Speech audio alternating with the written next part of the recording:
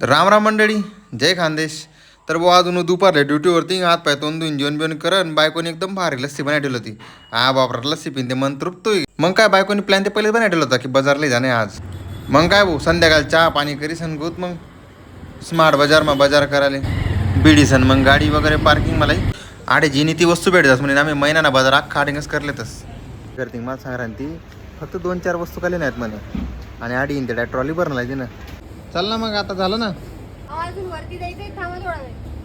वरनं मधला राहिले होऊन बायना वर जाणार गण आहेत गरमा येण करता येस का तुम्हाला आडे हे बघ ना, छान. लेणं काही नाही बरं मी सध्या नाही आणलं बस खारी खायला घेऊन घेऊ.